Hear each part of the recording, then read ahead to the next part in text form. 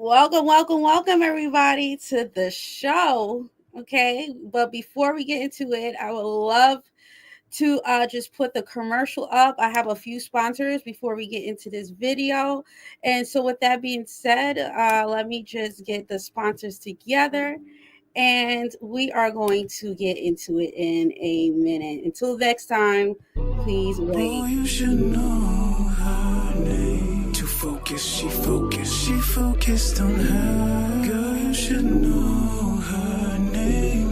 Up late, grinding hard, she's a star. It's Paris, Miss Williams. It's Paris, Miss Williams. It's Paris, Miss Williams. Don't just know Miss Williams. It's Paris, Miss Williams. It's Paris, Miss Williams. It's Paris, Miss Williams. Don't just know she's telling you will heal my body, only soothe my body. All in the soap, all in the soap. Give me one of it's Paris, Miss Williams. It's Paris, Miss Williams. It's Paris, Miss Williams. It's Paris, Miss Williams.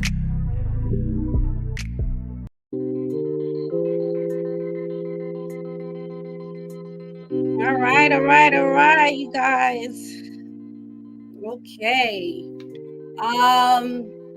What's going on? Before we get into it here, I would love to have you guys know exactly who we're going to be having on the show. But before I get into it, hold on real quick, guys. I gotta do something.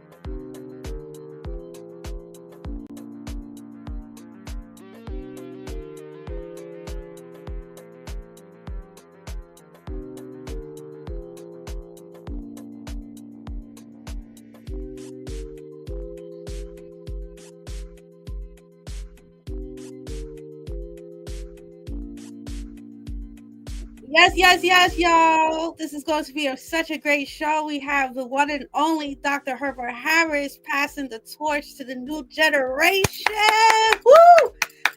Yes, you all. Yes, y'all. Listen, this is like a full circle moment for me. Truly, um, I've had Dr. Herbert Harris book for some time now, and it's been an epic to be able to reach out and to connect to Dr. Herbert Harris right now. Um, we are having a little technical difficulty, so please don't go nowhere. But I will definitely have him in a second. We just got a little disconnected, so just give me a second, you guys, while I get Doctor back on. All right, and with that being said, don't go nowhere, okay?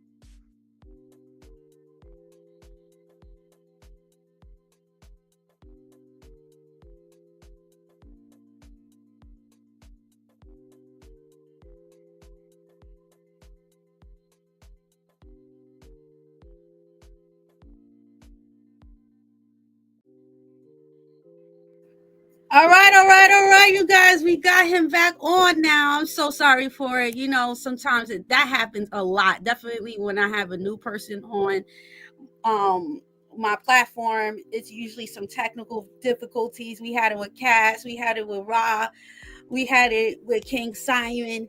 Okay, it always happens for the first time for people.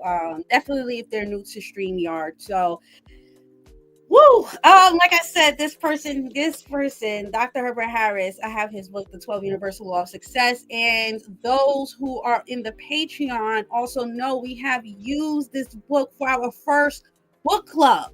So we have the book club people up in here that have read this book as well. And like I said, this is a full circle moment to be able to actually introduce him on the show.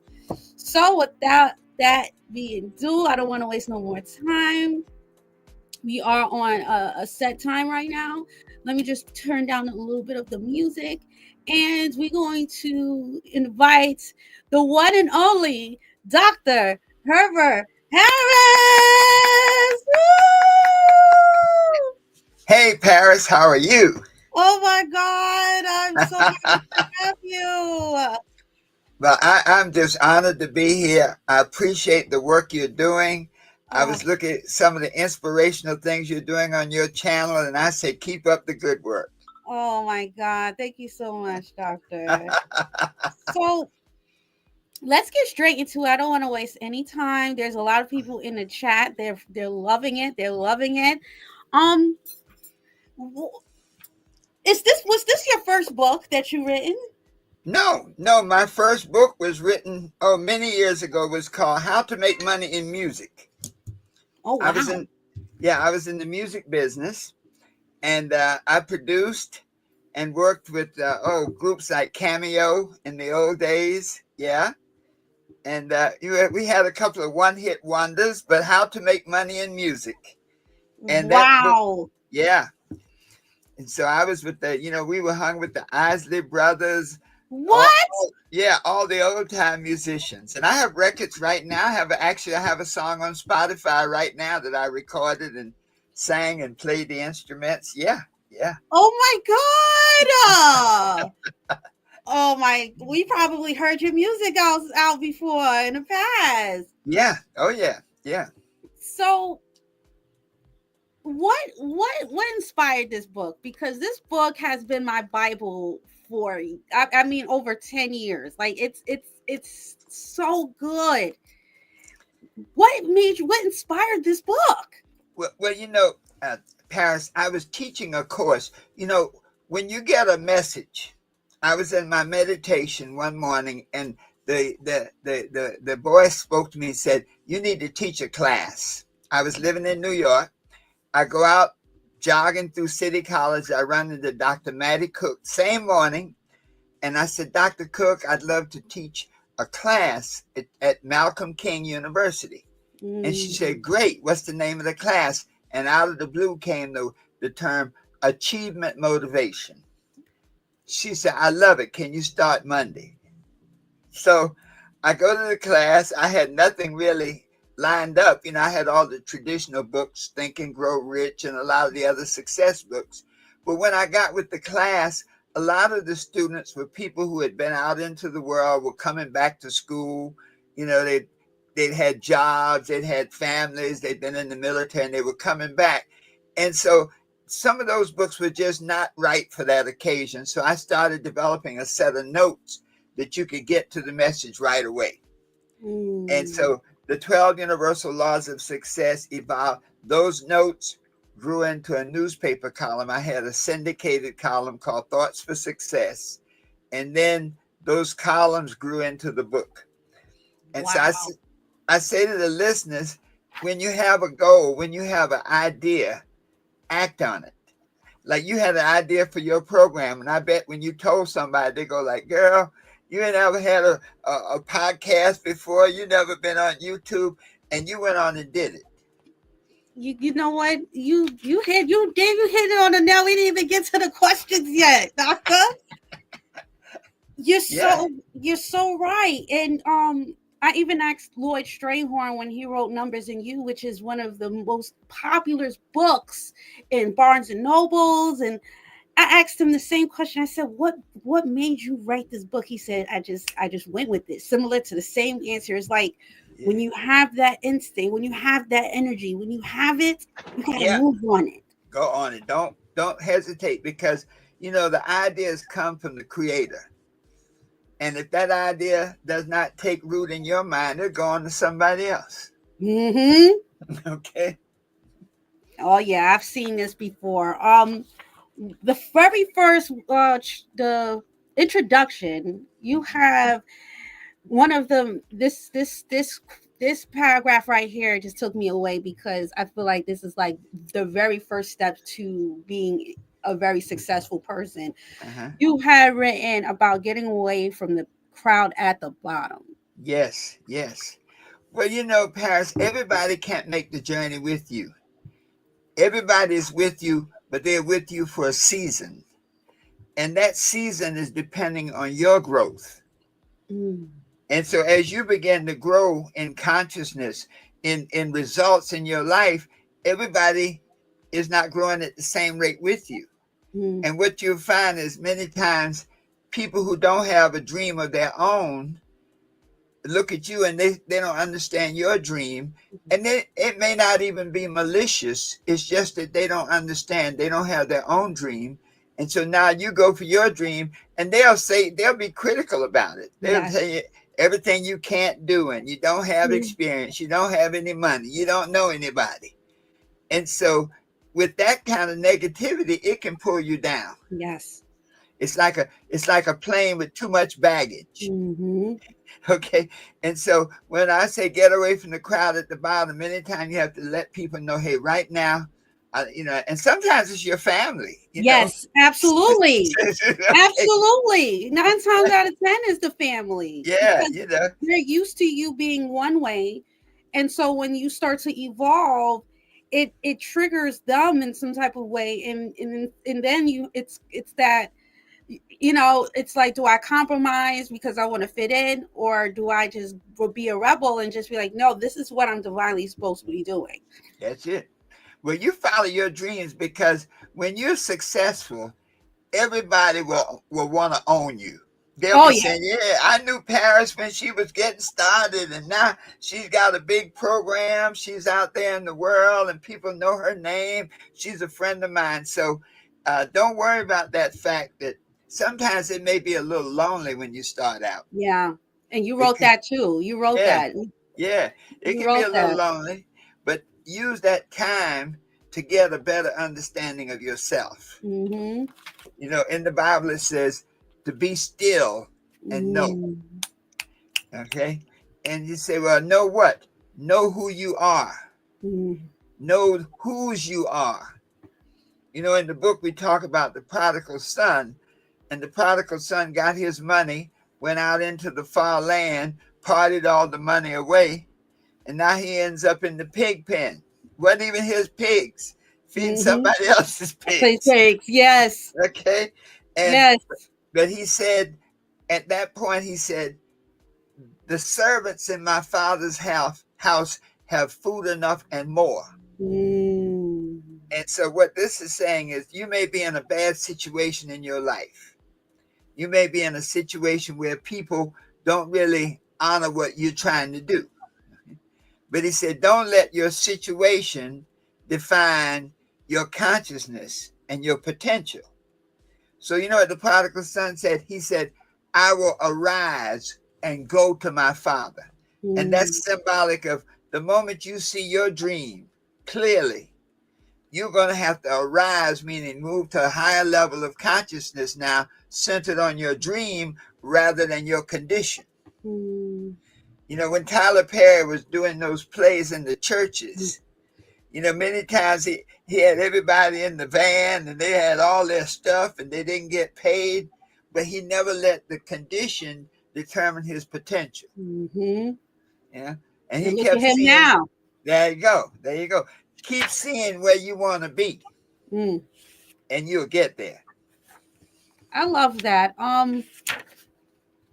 there's so much keys to this. I will have to definitely have you on the show again if you don't mind. But another thing that I had highlighted was it's still a part of the first chapter, I believe.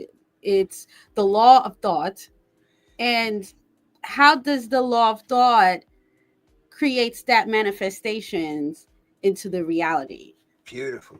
Well, every thought is a vibration.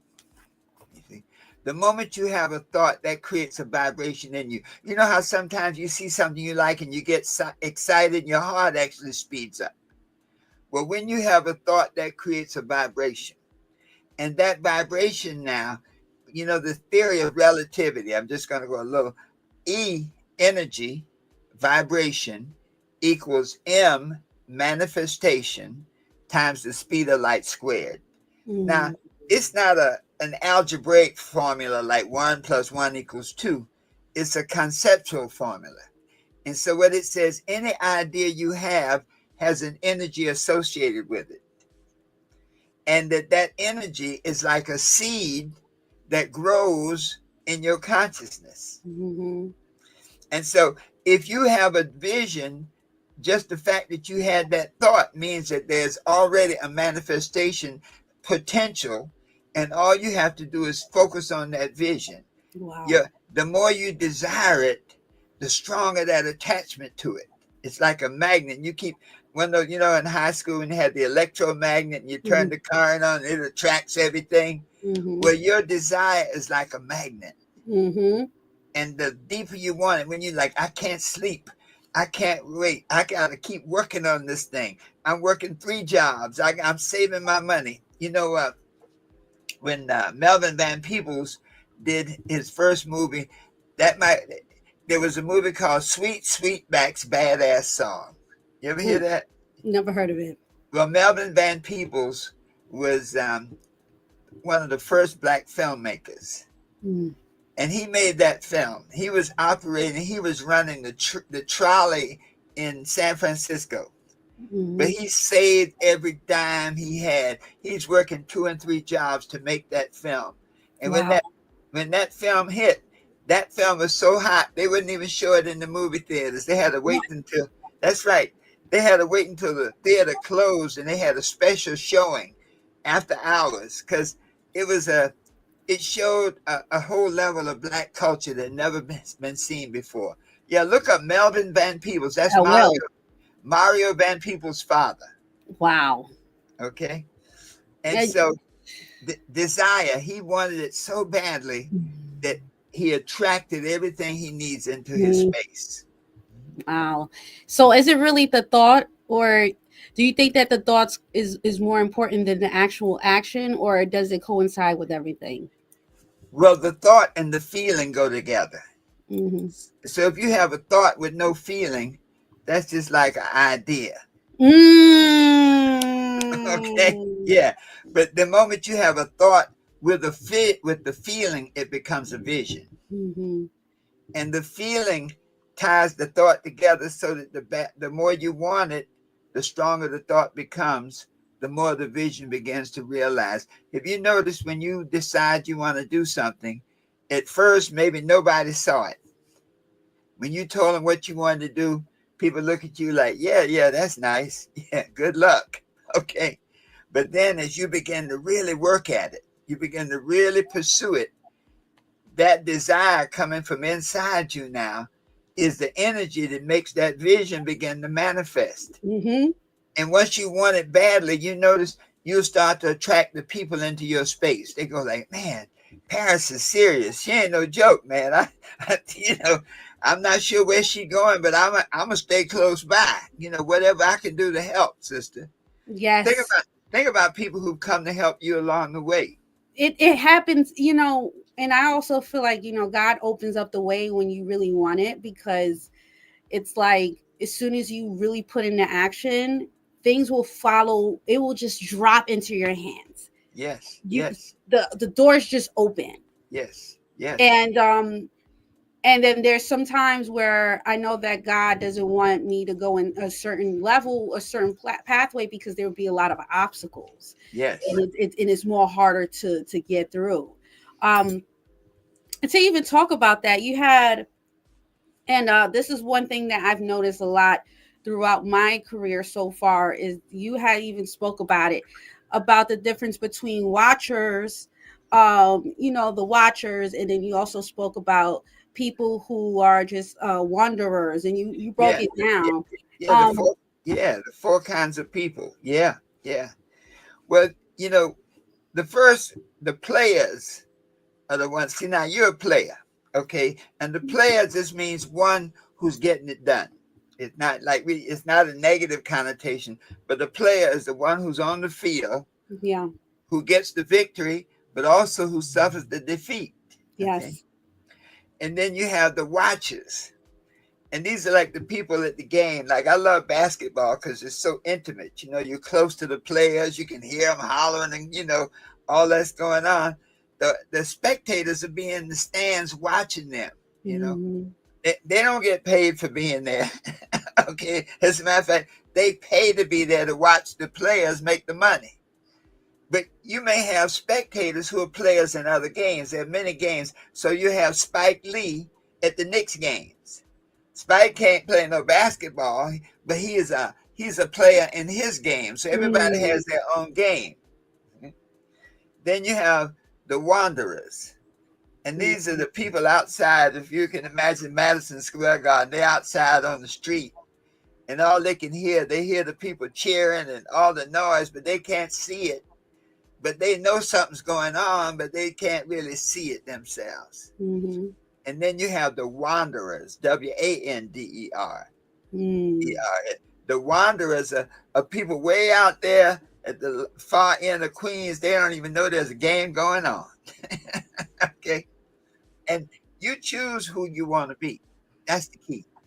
You can choose to be a player. There are certain people that choose to be spectators. hmm They spend their whole life watching other people, hmm watching other people achieve their success. hmm They may spend their whole life wearing clothes with other people's names on it. Man, if I don't hmm have a Louis Vuitton, whatever, with Oh all my these, God. with other people's names on it. hmm But the players are the ones who say, "Listen, I'm I'm going gonna make for my it. own clothes. Yeah, That's it. I'm gonna make my own. I'm gonna take the shot." yeah. And one of the things that I love about this book is because you were so, each step was, it's like this book has been such a big like transformation in my life. I always go back into this book. It's like you could read this book over and over and over again and learn something totally new from this book because it has layers to it. Yeah. And so one of the things, the topic that we have today is, passing the torch to to the younger generation. And the first time he was on the phone, Uh-huh. you were so helpful, and you were so resourceful. But one of the things that you had spoke about specifically on the phone, just to paraphrase it, is that you give to those who are doing the work, the ones that is actually putting in the work. Can you please explain a little bit of that ideology to the Yeah. people? Well, the fact that we're alive and are sane and have our consciousness and have our wits about us is not, it's for a purpose. God put everybody on this earth to do a certain job. It's like a big old hmm symphony. Everybody's in that symphony. Every musician, the violins, the horn players, they all have a place in that symphony. hmm But with people, we may choose not to play. We may choose to be a spectator and watch somebody else play. But once you've been given this gift, what we have is a seed, and we can't just sit on that seed. It's like the parable of the talents, when God gave different servants different amount of talents. One got 5 talents. He worked his and got 10. The other got 2 talents. He worked his and got 4. But the one he gave 1 talent, he said, I'm going to hide mine. You're a tough man, God. I don't want to risk losing it. And God took it away and slapped him. Mm. So whatever I have learned it only has good meaning when I can pass it on to the next generation. Mm-hmm. Each of us has a season. So Wow. my season's been a long season, but Yeah. the reason I have such a long life is that my mission is to impact and touch as many young people like you, Mm-hmm. so that you all can now take the message and you don't just read it, you live in it. Yeah. And now think about this. Everybody who sees you, you not only live it as an expression of the message, but you live it as an example to other young people. Yeah. And other people say, well, man, if Paris could do it, I can do it. Yeah. If she could get it, I remember when she was A, B, C, and D. And now Mm-hmm. she's up here X, Y, Z. And Mm-hmm. so if Paris could do it, and many times that's the greatest gift you can give to Yes. somebody, to be an example, to let them know it's possible. Yeah. And I love that when I went on your website, I noticed that you have like you basically are a mentor, which is something that I feel like a lot of the the older generation stopped doing. Actually, I remember growing up, I even in classes, I would have they would have like big brother big sister mentorships, and they took that out to school. And I know for me, I'm thankful that I had a lot of elders that helped me mentor, but this new generation doesn't have that mentorship. Right, right, right. And it's sad because you need that. When you have, like, when you have grandparents, they may not have had a lot of school education, but they have a lot of life education. Mm-hmm. They have a lot of wisdom. And so just to be able to sit at their feet is critical, Yeah. and it's a blessing. And so, the school system, that's a whole nother thing. When you look at how they took those support systems out. When I went to school, the guidance counselor actually gave you guidance. Yes. Okay. Yes. And the teacher actually cared that you succeeded. Yeah. Well, that's no longer the case, basically. Not I mean, all. there's some good ones, but that's really not the overreaching vision of school. No. And so as a senior, as a veteran, Yeah. I want to plant my seed, but I want to plant my seed in fertile ground. Mm. And so that's why we look to connect with young people who are doing something. Yeah. Look with young people who say, hey, I know I have a vision. I don't quite know how to make it happen. You know, Mm. I don't have all the pieces together, but I know I want to do this. I want to be this. I want to have this. And Mm. then when I see that, and there are others like me, when I see that, I'm like, let me pour some of what I have into you because you will appreciate it. Yeah. You see, just because somebody wants to share wisdom with you doesn't mean that you're ready to receive it, or Yes. that you're even receptive to it. Oof. Yes, doctor, because there's a lot of people. It's like you're like talking like the Charlie Brown teacher. Wah, wah, Mhm. wah, wah, wah. You speak, you speak, you speak. It is like Mhm. they're not even receiving the information that you have given.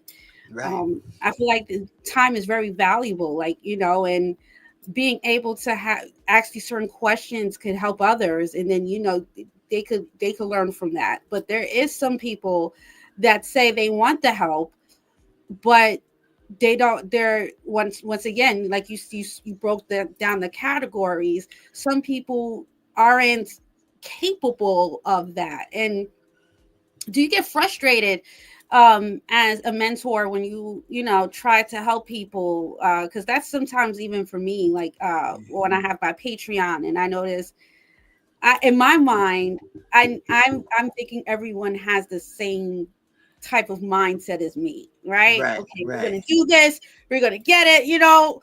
I wake up, I pray, I'm gonna get this done. I give them some tasks, but then there's some people that's just not on the same frequency. And I'm learning how to kind of like not take that so personal. Do Yeah. you Yeah. ever get so like a little angry or personal about these things?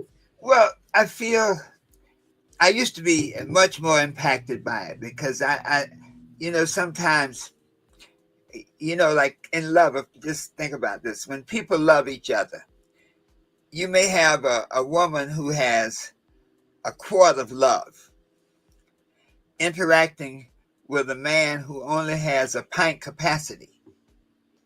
Okay. And so no matter how much love she pours into that man, he's only going to be able to receive 1 pint. The rest of the milk is going to fall out on the floor.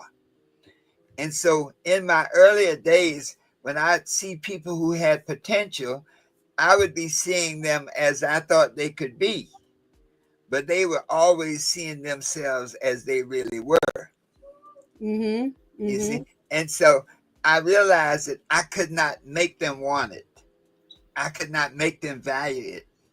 Yeah. One of my teachers many times, because that was a struggling part for me, you know, it's like, why don't they? It's very much so. Yeah. And he said this, he said, Doc, he says, you are like a boat going down the river. And let's call it the boat of education, salvation, and inspiration. Yeah. And on the shore, you have all these people watching who say they want education, information. Okay. He said, but they keep calling you saying, hey, come over here, bring it to me. I want the knowledge. I want the knowledge. He said, but if you take your boat and you go to the shore, you're going to run aground. You may even sink your own boat. He said, but the people you really want to do is you want to stay afloat, because the people who really want it are going to swim out to the boat. Oh, yeah. And so, and now I've tempered my expectations to say, let me be the boat. Okay? Wow. Let me shine the light. Let me let you know that I'm here. Right. But now you're going to have to swim out to the boat. Mm-hmm. Because when you swim out, that shows how badly you want it. Yeah. Okay. Because swimming out, you're by yourself. Yes. Okay. Yeah. So it all wraps around. You got the crowd at the bottom on the shore, and there comes that boat coming along, the boat of dreams. And you say, man, that's where I want to be. And they go like, girl, the water's deep out there, and it's cold, and there are rocks. You don't want to go out there. And you're like, I want to go. I want to go. But if you stay there on the shore and keep calling, that ship's not going to come, because he knows they're rocks. You got to go on out there and swim. Yeah. And so you among the swimmers, lady. Oh, yeah. Yeah. You know, Doc, I've been called crazy for the things that I've done. And one of the things that, even when writing my first book, Breaking Barriers, when I expressed it to my family that I was going to have it on Amazon, you know, they actually didn't even congratulate me. You know, wow. It was definitely very but then I started reading your book again, and I'm just like, well, there we go with what you said. And that's why I like this. That's why that was the first book that we read in my book club, because for the people who are willing and able to really move forward up on the top, this is a staple. This book is a staple. You know, and have you ever experienced that, you know, where as you started to kind of go up and you're elevating, you can be coming out with these books, was there any family members in specifically, or people close to you, that was just like, man, what are you doing? Like, you know, just go to get a job, or, you know, yes. Well, you know, when we wrote our first book, it was called How to Make Money in Music. And one of my very dear family members, they said, how you going to write a book about making money in music and you never made any money in music? Okay. And so that really stunned me, you know, like, I thought you would be glad, like, you know, so I thought about it for a minute, and that really bothered me. So finally I said, but you know what, though? I have failed so many times in music. I'm an expert at failure. So if I just tell people what not to do, I've helped them. Okay. And so that was how the perspective, we said, look, hey, we know what it takes to make money, whether we made it or not. It's like you know how to cook. Everybody's not a great cook, but you can tell somebody how to cook. Yeah. Give them the basics. Give them the basics. And so that book really took us to a whole nother level. Yeah. And once we wrote it, we realized how important it was that we did it. Yeah. Because the young people I remember being there was a bookstore on 57th and Broadway. And it was like the big bookstore on the corner there. And I remember walking in and seeing the book on the shelf, and they had a whole bunch of them, and they had a little poster and stuff up and saying that this book can help you succeed in the music business. Wow. And people bought the book and bought the book. I mean, that book took care of us for about 15 years. Wow. Okay. Yeah.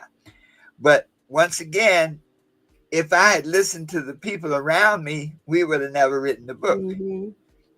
But in those days, I had an agent, Wow. and he said, in those days, when you want to get a book deal, especially in nonfiction, you write 3-4 chapters and an outline.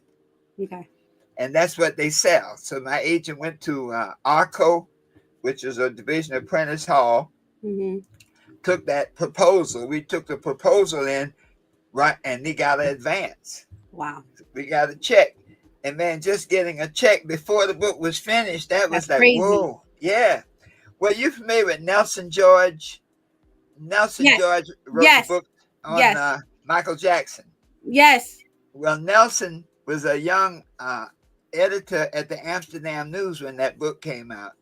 Wow. And he wrote the book review and put it on the front page. Okay? Yes.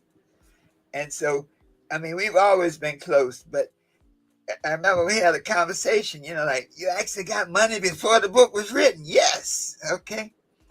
And so if we had listened to the naysayers, we would have never put the thing out there. But the agent believed in us. That's, you know something, Parrish, one of the most powerful assets you can have is somebody who believes in you. Absolutely. You know? Absolutely. You have to. Yeah. You have to. Because it's not saying that you can't make it if there's nobody doesn't believe in you, but the importance of support and the power of the word, Yes. It goes a long way. It goes a long way with the support. Yeah. Yeah. So we're already at 3:36. I know. What would be your last words to the people, first of all, for people that don't know you, but what would be some impactful words that you would like to tell people? Well, I'll tell you, I'm going to give you a system. Okay. And so number one, you have to see it. You have to see whatever that dream is, that vision you have for yourself, you got to see it.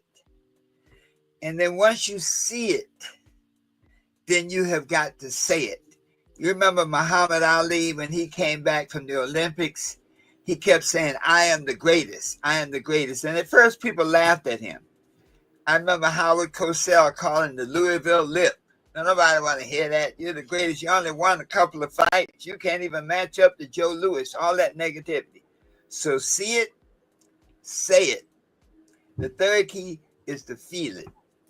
And that's why when you really want something that you want to become, learn everything about it. Learn how it feels to be on stage. Learn how it feels to have a talk show. Learn how it feels. Watch other people who've accomplished it. Watch their characteristics so you can see yourself into that situation. And then write it down. Write it down. Okay. The scripture says, write the vision, make it plain upon tablets, that he may run that readeth it. Though it may tarry, wait for it, it will surely come to pass. That just means that the moment you write that vision down, everything is necessary to make it happen if you choose to go for it. And then now read it over every day, 3 or 4 times a day, and they have a written plan. And once you have your written plan, the only thing left to do is, as they say, just do it. Do your written plan on a day-to-day basis. Every day, live that day like there's at least 3 things that are important in my life. important to achieving my goals that I will get done, and then do them. And if Wow. you can do that every day, then your week will be successful, your month will be successful, your year will be successful, your life will be successful. Do you, for this method, do a person start small and then big? Like, do you do something that is more like like a monthly, or is it yearly? Because I gotta ask for the people. Is it very technical? Well, you want to have a bigger vision. See, sometimes we have dreams that are too small. Like a person say, I just dream of being able to pay my rent every month. Well, why not dream of owning a house? Okay. And so small dreams get small results. So don't be afraid to dream big. When you dream big, you say, not only do I want to own a house, I want to own a development.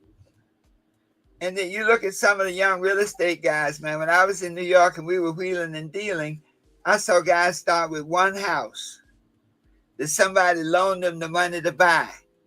They did all the work themselves. They painted it. They did the plastering. They put up the sheetrock. They rented that place out, got some money coming, went to the bank, borrowed money against that one to buy another one. And over a period of 10 years became millionaires many times over. And so dream big. Once you have a big dream, the key to a big dream now is, what are the goals that will lead you to that dream?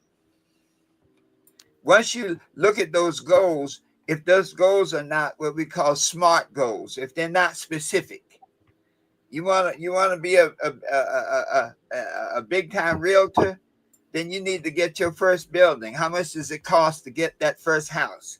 So it's got to be specific. It's got to be measurable, so you can have something to judge your level of activity each day. I'm taking notes down. Yes, yes.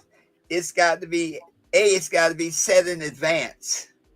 In other words, you don't say this was my goal just because I got here. You say, hey, this is my goal 1 year, 2 years. The longer your goal, like you say, when you say my 5-year goal, when you have it out like that and you start backing it down, once you have that big goal and you write those specific measurable set in advance are, it must be realistic and relevant. Okay. And that's important because you can undermine your own success by setting an unrealistic goal. If you've only made $1,000 a month, then you say, well, hey, 6 months from now, I want to be making $10,000 a month. Say, okay, if that's your goal, let's back it up. And what does that mean? What are the steps to get to that point? That means I need to make $2,000 next month. Well, you've only made $1,000 this month, so why don't you increase by 20% a month? So $1,000, then $1,200, then $1,400. So you want to set a goal that's realistic and relevant based on where you are. And then finally, that time period. Time converts a wish into a goal. So the moment you put a time on it now, then you can say, well, I'm going to be here in 6 months. If you're not there in 6 months, then something you didn't do. But you don't wait till 6 months. If that's your 6-month goal, then break that 6 month down into 6 monthly goals. Then take that first month and break it down into 4 weekly goals. And then take that first week and break it down into 6 daily goals. I always rest 1 day in the 6 daily goals. And now just work on putting each day and getting it done. It's like Alcoholics Anonymous, any of these drug recovery programs, they say just live day by day. You have, my goal is to stay sober today and to stay focused on my life. If I get through the day, then tomorrow I just got to do it again. And then the next day I got to do it again. Anything you just dream, your only limitation is your own imagination. Dream big, break your dream down into goals, set time limits, and then lay out an action plan that will help you do the particular activities to achieve that goal at a particular time. That chapter 7 in the book, The Law of Action, that chapter can take you there. We will definitely make sure that we have you again if you don't mind, Mr. Dr. Harris. I Listen, love it. I love it. um and before everybody, I would like to say please go add him on his Instagram, Dr. Herbert Harris. This is his YouTube channel. Amazing channel. He has Wisdom Wednesdays, Meditation Mondays, and he just his grabs is everything. Website, definitely, if you're looking to get some type of mentorship, he does mentorship. Go check him out over there. And if you love this content, you could please cash app him at Herbie Man at the $ for his information. Okay, we value you on this channel, Dr. Herbert Harris, and I'm looking forward to having you again on this channel if you don't mind. I'd love to, and I appreciate you, and I appreciate the work that you are doing, and even the greater work that you will do, knowing that it will be done. Yes, it will be done. And I appreciate you coming on this channel because I can already tell through the chats. People are like, thank you, thank you, thank you. This is powerful. So many great things. And I know that they will contact you. Make sure you guys please go get, if you haven't, the 12 Universal Law of Success. And he has plenty of other books on your platform. So thank you again, Dr. Herbert Harris. I have to run and get my daughter, but this was an amazing show. Thank you so much. You. Have a great, magnificent day. Love you now. too. Love you All too. right. Thank you so much.